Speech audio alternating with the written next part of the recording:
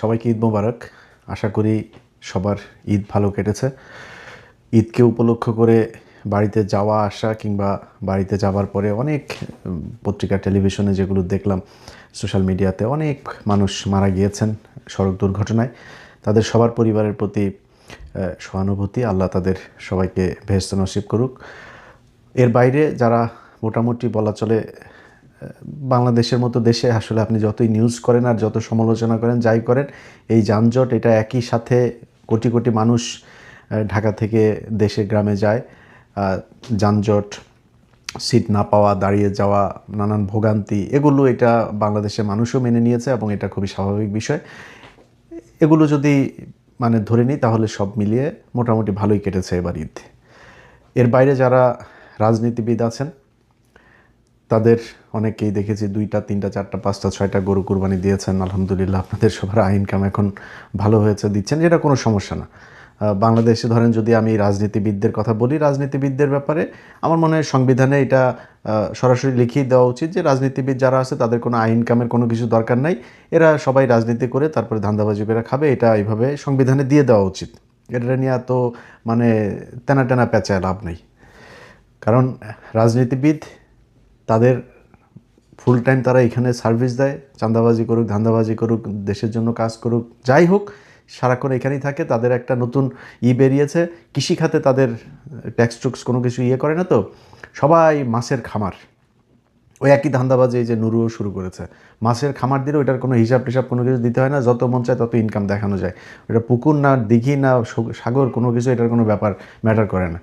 তো এখন রাজনীতিবিদদের ব্যাপারে এই গরু কে কয়টা দিয়েছে, কার কত টাকা হয়েছে, কি এটা নিয়ে কোনো আমার মনে হয় এটা নিয়ে খুব আলোচনার কিছু নাই। বাট যেটা বলতে চাই, যে কারণে আজকে ভিডিওটা তৈরি করছি, সেটা হলো ঈদে সবাই আপনারা অন্তত যারা বিএনপি করেন, জামাত করেন, আপনাদের ঈদ তো অন্তত ভালো কেটেছে। গত 2টা বছর আগে আপনারা এই সময় জেলখানায় থাকার কথা, এখন আপনারা বাইরে আছেন, গরু কুরবানি দিচ্ছেন, খাসি কুরবানি দিচ্ছেন, উট দুম্বা নানান কিছু কুরবানি দিচ্ছেন, দিয়া ভালোভাবে আছেন। আপনাদের বাসায় এখন পুলিশ যায় না, আপনাদের দৌড়াইতে হয় না, ধান খেতে যায়, ঘুমাইতে হয় না। কিন্তু খুব কষ্টের বিষয়, আপনাদের সাথে যারা জেলখানায় ছিল 2 বছর আগে, তাদেরও আজকে বাইরে ঈদ করার কথা। বিশেষ করে বিডিআর এবং আলেমদের একটা বিশাল সংখ্যা এখনও পর্যন্ত জেল খাটছে। তার সাথে যুক্ত হয়েছে ওই যে কেরানীগঞ্জের এক জঙ্গি নাটক, প্রথম আলোর বানানো নাটক। আরেকটা হলো যে প্রথম আলো ডেইলি স্টারের যে ঘটনা, এটা নিয়ে কিছু মানুষকে আপনারা নিয়ে ধরে রেখেছেন। তো এই কাজগুলো করা হয়েছে এবং তারা এখনও জেলে আছে। এর বাইরে যে হাসিনার 15 বছর যে এই জঙ্গি নাটক, তাদের অনেক মানুষ এখন পর্যন্ত জেলখানায় আছে। আর বিডিআরের এরা তো আছেই, বিডিআরের একটা বিরাট অংশ বেরিয়েছে, বাট এখন পর্যন্ত অনেকগুলো বিডিআর সেখানে জেলখানা আছে। সেই বিডিআরদের আপনাদের কাছে করুণা চায় না, যেটা ন্যায্য বিচার, সেই বিচার তো হয়ই নাই। শেখ হাসিনার ক্যাঙ্গারু করে সেইখানে বিডিআরদের বিচার করে যারা সাক্ষী হইতে পারত তারা সাক্ষী দেয় নাই, যারা মিথ্যা সাক্ষী দেয় নাই তাদেরকে বানানো হয়েছে আসামি, যারা আসল সাক্ষী তাদের আসল খুনি তাদেরকে ছেড়ে দেওয়া হয়েছে, তাদেরকে বানানো হয়েছে সাক্ষী। এই নাটক আপনারা সব কিছুই জানেন। তারপরেও এই সব কিছু মিলিয়েও শেখ হাসিনার সেই কোর্টে যাদেরকে সাজা দেওয়া হয়েছে 10 বছর, 5 বছর, 7 বছর, যাবজ্জীবন, তাদের সবার সাজার মেয়াদ শেষ হয়ে গিয়েছে। হওয়ার পরেও তাদেরকে এখন পর্যন্ত জেলখানায় আটকে রাখা হয়েছে। আপনাদের কাছে কোনো করুণা চায় না। বেঞ্চ গঠন করা হয় নাই, বেঞ্চের অভাবে আপনার বিডিআরের আটকে আছে, বিডিআরের জামিন আটকে আছে, জামিন আদেশ। ভাই, একটা মানুষের 10 বছরের সাজা, তার জেলখানার হিসাব অনুযায়ী অনেকের 22 বছর, 23 বছর, 24 বছর খাটা হয়ে গিয়েছে, তার সাজার মেয়াদ 10 বছর, অথচ সে এখন পর্যন্ত জেলখানায় বন্দি আছে। অতএব মাননীয় প্রধানমন্ত্রী, আপনার কাছে বলবো, আপনি নিজে এই জঙ্গি নাটকের আপনার পরিবার ভুক্তভোগী, আপনি নিজে ভুক্তভোগী। 21শে আগস্ট থেকে শুরু করে 10 ট্রাক অস্ত্র মামলা, অনেক জঙ্গি নাটকের মধ্যে আপনাদের পরিবারকে জড়ানো হয়েছে। এই বিডিআরের পিলখানার ঘটনার মাধ্যমে বাংলাদেশের মেরুদণ্ড ভেঙে দেওয়া হয়েছে, এই দেশের সেনাবাহিনীকে ধ্বংস করা হয়েছে। সো এই ঘটনাগুলো আপনারা খুব ভালো করে জানেন। একটা কমিশন গঠন করা হয়েছিল।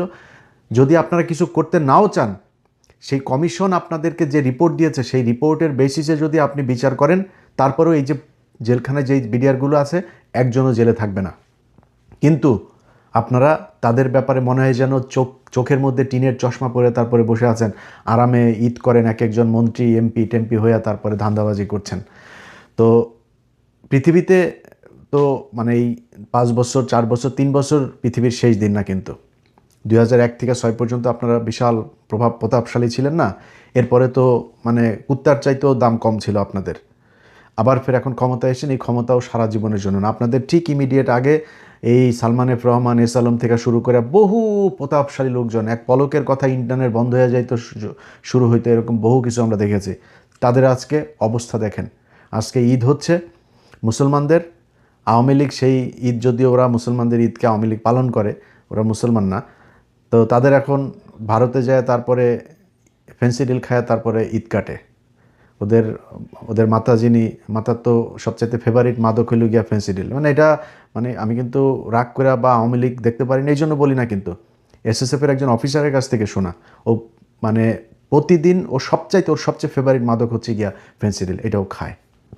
তো যেই দেশ ফেন্সিডিল প্রডিউস করে সবচাইতে বেশি, যাদের দেশে ফেন্সিডিল খুব মানে জনপ্রিয় মাদক, সেই দেশে গিয়া আল্লাহ ওরে রাখছে, ওর অন্তত অন্য কিছু না পাইলেও ওইটা অন্তত নিয়মিত সে পায়।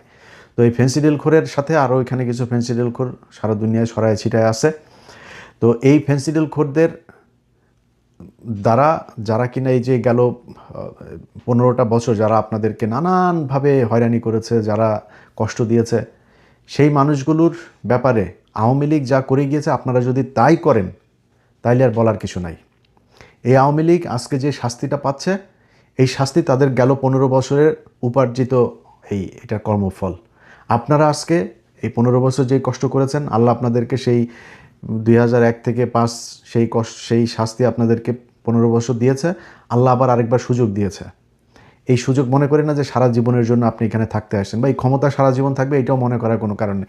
আপনার চোখের সামনে, মানে এটা গাল গল্প বা আধ্যাত্মিক কথাবার্তার বিষয় নেই, হাইপোথেটিক্যাল কোনো কিছু নেই, প্র্যাকটিক্যাল ওয়েতেই দেখেন আপনার চোখের সামনে এরকম অনেক কিছু ঘটেছে, সামনেও ঘটবে, এটা আপনি নিজেও জানেন, আমি জানি, সবাই জানে। তারপরেও আপনাদের হুঁশ হয় না। আপনারা মনে করেন এবার চেয়ারে বসেছেন, বাস একদম সব কিছু ভুলে গেছেন। এই বিএনপি, এই জামাত, ভাই আমি তো বিডিআরের পরিবারগুলোর সাথে আজকে থেকে না বহুদিন ধরে আমার সম্পর্ক, আমি তো তাদের পরিবারের কাছে শুনি। আপনারা যারা জেলখানায় গিয়েছেন, আপনাদের বিএনপি জামাতের নেতাদের কাছে প্রশ্ন করতে চাই, নিজেরে প্রশ্ন করেন যে জেলখানায় যাওয়ার পরে এই বিডিআরের সৈনিকরা আপনাদের সাথে কি আচরণ করেছে, কত সুযোগ সুবিধা আপনাদেরকে দিয়েছে, এটা একটু নিজে প্রশ্ন করেন। সেই মানুষগুলোরে রাইখা এই গলার মধ্যে দিয়া তারপরে গরুর মাংস ঢুকে কেমনে? আপনার কাছে করুণা চাই না ভাই, আগেই বলেছি, আপনার কাছে করুণা চাই না। তার ন্যায্য আইনি যে অধিকার, সে অধিকারটা খালি আপনি দেন। একটা বেঞ্চ গঠন করার জন্য তাদের শুনানি হয় না। তাদের 10 বছরের মেয়াদ 24 বছর খাটা হয়ে গিয়েছে, তাদের বের হইতে পারে না। এত গাফলতি কেন? এটা মনে করছেন এই যে আলেমদের, অনেকগুলো আলেম এখন পর্যন্ত আমার কাছে তালিকা আছে, অন্তত 300-400 আলেম এখনও জেলখানায়। তাদেরকে যে আপনি যে এই হাসিনার করা কিসের সন্ত্রাস বিরোধী আইন টাইন এগুলো দিয়া তাদেরকে মিথ্যা মামলায় সাজা খাটাচ্ছেন, তো এটা যদি সত্যি হয় তাহলে তো হাসিনা তো বলে গিয়েছে, মুফতি হান্নান বক্তব্য দিয়েছে সেই পিন্টু সাহেবের সাথে, তারেক রহমানের, বাবরের, খালেদা জিয়ার, তাদের পাকিস্তান থেকে, টার্কি থেকে, তারপরে কুয়েত থেকে, সৌদি আরব থেকে আপনার জঙ্গিদের জন্য নাকি টাকা পয়সা এসছে, তো এটা তো তারা তখন বলেছে। তাহলে ওটা তাহলে সত্যি? যদি এটা সত্যি না হয় তাহলে যে আলেমগুলো এখন জেলখানায় আছে সেটাও সত্যি না। হাসিনার বানানো এই জঙ্গি নাটকে মানুষগুলো জেলখানায় আছে, সেই মানুষগুলোরে যদি নাকি ন্যূনতম কৃতজ্ঞতা বোধ থাকে, ভাই আপনি আরেকটা কমিশন তৈরি করেন। বিডিআরের ইউনুসের সময়ের যে কমিশন, সেই কমিশনের রিপোর্ট যদি আপনার পছন্দ না হয়, আপনি আরেকটা কমিশন গঠন করেন, বাট খুব মানে আর্জেন্টলি আপনাকে সেটা করতে হবে। এদেরকে একটা দিন, ইউনুসের সময় থেকে এই পর্যন্ত 4টা ঈদ তারা পার করলো, টোটাল হাসিনা যাওয়ার পরে 5 ঈদ তাদের পার হইলো জেলখানায়। কেন তারা 5টা ঈদ জেলখানায় পার করবে? কিসের জন্য? তারা, আপনার কি মনে হয় না যে এই বাংলাদেশের আজকে আপনি যে ক্ষমতায় বসছেন, এই ক্ষমতায় বসার পেছনে তার কোনো ডেডিকেশন আছে, তার কোনো রক্ত গিয়েছে? আপনি বিডিআরের লোকগুলোরে একটু যায়েন, বিডিআর লোকগুলোরে একটু কাপড়গুলো খুলে দেখেন, এদের পায়ের মানে 50 ভাগের পায়ের এই মাথা থেকে ওই মাথা পর্যন্ত ড্রিল মেশিন ঢুকানো, কারোর ক্যান্সার, কারো হার্টের রোগী, কারো রিং পরানো, কারো নানান সমস্যা। তার উপরে তাদেরকে আবার কারা কর্তৃপক্ষের কিছু মানুষজন আবার নানান ধরনের কষ্টে রাখে।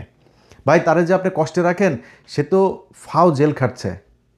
এই যে সে 2009 সাল থেকে এই পর্যন্ত এতগুলো বছর যে সে যে জেল খাটলো, 17টা বছর, এটা তো আপনার কি মনে হয়? আপনার তার ফাও আপনি জেল খাটায় তার উপর আবার তার কষ্ট দিবেন কেন? তার সাথে আপনি অন্যান্য কারাগারে যারা বন্দী আছে সেই বন্দীদের সাথে আপনি তাদের তুলনা করেন না। কারণ তারা জেল খাটছে ফাও, তারা অপরাধী না। এদেরকে 17 বছর ফাও জেল খাটিয়েছেন, তার উপরে তাদের উপরে এত টর্চার কেন?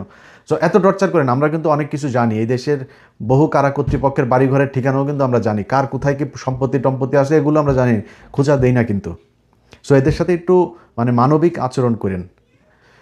তো বিএনপির ক্ষমতায় আছে, বিএনপির কাছে বলবো যে আল্লাহর ওয়াস্তে যদি আল্লাহর শাস্তিকে যদি ভয় করেন, তাইলে আল্লাহর ওয়াস্তে এই মানুষগুলোর জন্য দ্রুত আপনারা দরকারে নতুন করে কমিশন গঠন করা দ্রুত আপনি তদন্ত করেন। যারে যারে মনে হয় যে না এ যুক্ত ছিল তারা আপনি ফাঁসি দিয়ে দেন, কোনো সমস্যা নেই। কিন্তু যারা নিষ্পাপ নিরীহ তাদেরকে আপনি দ্রুত মুক্ত করেন। নিষ্পাপ মানুষগুলো কেন জেলে থাকবে? 24 সালের 5ই আগস্ট থেকে আজকে 25, 26, 2 বছর হইতে গেল। এই 2 বছর তারা কিসের জন্য জেলখানায় থাকবে? এটার কোনো উত্তর আছে আপনাদের কাছে? এই দেশে বহু প্রভাবশালী সাংবাদিক, ইউটিউবার, সোশ্যাল মিডিয়া ইনফ্লুয়েন্সার, নানান ধরনের বড় বড় সব মানে দেশপ্রেমিক অনেকেই আছে, কারোর গায়েও লাগে না, কেউ কথাও বলে না, মিডিয়া তো নাই, কোনো মানুষও কথা বলে না তাদেরকে নিয়ে। তাদের জীবনের দাম নাই, তাদের কষ্ট, তাদের শরীরে রক্ত নাই, তাদের কষ্ট কষ্টের মতো লাগে না।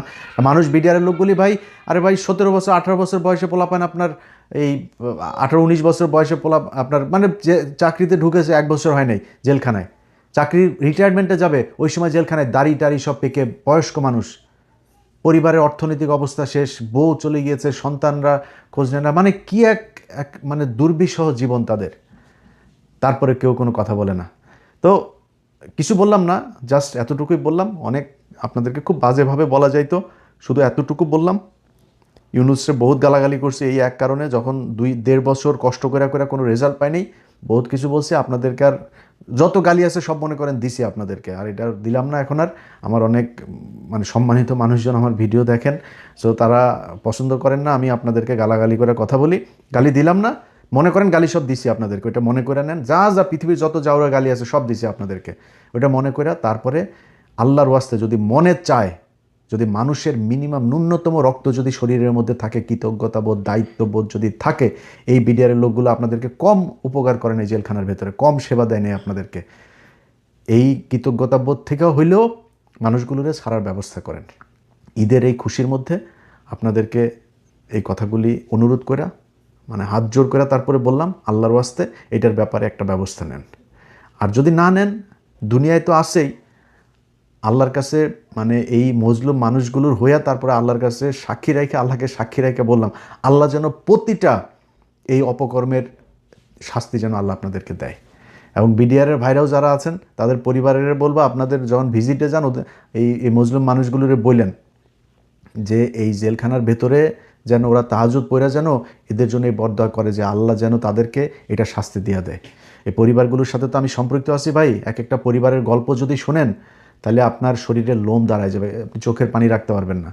এরকম মানে দুর্বিষহ জীবন তারা জেলখানার বাইরে তাদের পরিবার, 2 দিক থেকেই তারা ভোগ করছে।